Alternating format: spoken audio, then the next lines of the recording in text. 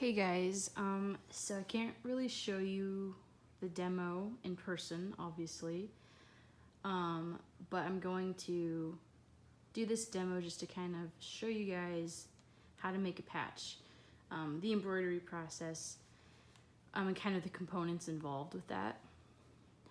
So to start with, this is a embroidery hoop. They make these in lots of different sizes. This one is a 5x7, so that's the stitch area. It's the biggest one that my machine will handle. Essentially what it is it's a container for the fabric. You would put your fabric on there, push that down, and stretch it tight. And this is what you would put in there. So this is what they call stabilizer. This is a mesh stabilizer, and this is a tearaway stabilizer. So like if you've ever seen the back of like an embroidered hat, like a white remnant in the back, that's what this is. So you can stitch on it and then tear it off. But basically the purpose of any stabilizer is kind of what the name suggests. It stabilizes the patch. It just kind of gives it some weight and some structure and keeps it from warping or doing anything too crazy. It's absolutely essential for patch making. So what I do is I layer the mesh stabilizer first, and then the tearaway stabilizer, and then whatever fabric I use. In this case, this is the white felt that we're gonna use. So I sandwich those together. I would put that on there, and then this is what you get. So you basically are just sandwiching it in the hoop and pulling it tight. So now you've got a kind of a tight surface to work with. So that is the prep work for every patch. You can do multiple patches on one hoop. I tend to fit about 4 or 6 on one. So kind of utilize your fabric as much as possible. But yeah, so that's kind of the prep work, and now we'll go on to the patch making. Okay, so now we're gonna move on to the patch making. This part is pretty cool. It's always really fascinating to watch it work for the first time. I've gotten to the point where now it's lost kind of its magic, but hopefully it'll be kind of neat for you guys to see it actually work. It's pretty interesting. It functions very similar to like a plotter. If you've ever used one of those, with an X and Y axis, moving simultaneously to create shapes, and yeah, it's pretty interesting to watch.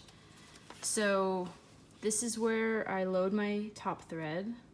The bobbin thread goes here, which is essentially just the thread it uses as a filler underneath. So as it stitches it, it pulls the top thread through and hoops it with the bottom thread, and it ties it off. So each stitch is connected from both the top and the bottom. It's wild. Super cool. So I load that up, and I've already got this set for this patch. Zoom in there and lower the foot and start.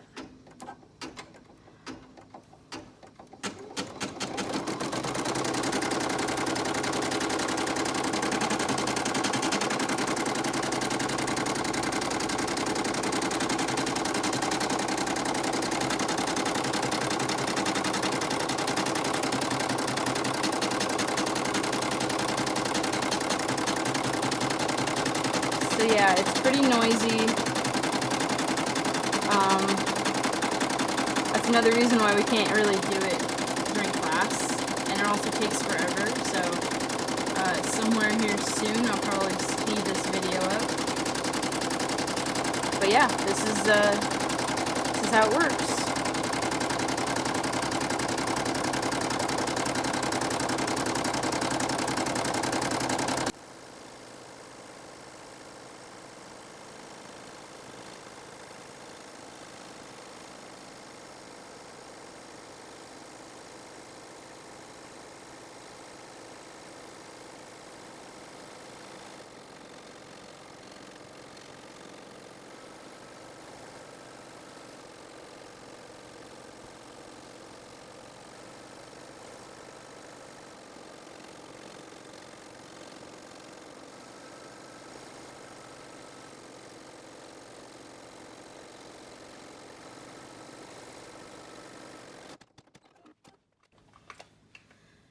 Okay, so at this point I have to change the thread color. That's kind of the only downside about these home models, is you have to change colors every single time. They do make some pretty nice, even like low-end commercial ones that will do like 4 colors, 6 colors. There's even one that will do like 10. They go past that too, but those are pretty sweet. You just load up all your colors and it will stitch the entire thing out without even pausing. Definitely a goal someday, but for now, this is the home model, and it works great. I mean, for what I use it for, I definitely don't have any complaints. So, I'm gonna change the color.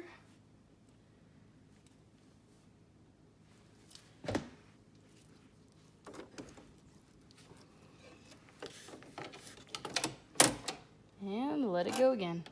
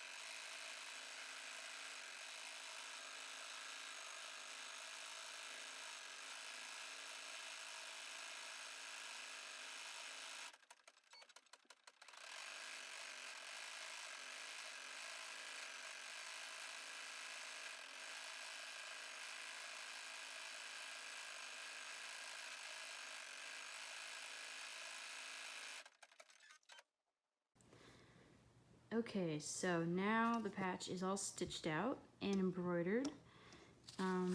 So this is what it looks like. It just does it on the sheet like that. So then what I do is I use my rotary cutter and I cut it out.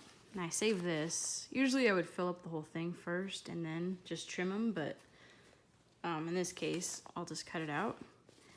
So sandwiched in between is that tearaway stabilizer. So I just tear that off. So basically all that does is it is inside there in between this stabilizer and the felt. So it's just kind of adds some structure to it. And then, I know this is very exciting stuff, I trim it with scissors. I know, you're all on the edge of your seat. Yeah, I trim that, and then a lot of people don't know this, but this job is very dangerous. I use a lighter, and I singe the edges, And that basically just burns off any excess felt from the edges, and then I singe any loose threads on the back. And right now it's a little bit wavy, super normal. I'll be back and show you what it looks like after it's been pressed on the heat press. You can also just use an iron, which works, but a heat press works the best. Okay, so this is the final result. This has been heat pressed. I bought like a cheap heat press combo on Amazon for like 150 bucks. It works really great for patches. So I just press it on there, flatten it out. This is the point where you would add like an iron-on applique if that's what you wanted. And that's certainly something you guys can choose to do, but I will explain that a bit more in the patch template demo that I'm gonna do. But yeah, this is kind of an example. Hopefully give you a better idea of how the process works, give you an idea of what to expect with your patch. Obviously this one's more than 2 colors and it's on pink, but still the same process overall. If you have any questions, just let me know. All right, cool. See you guys later.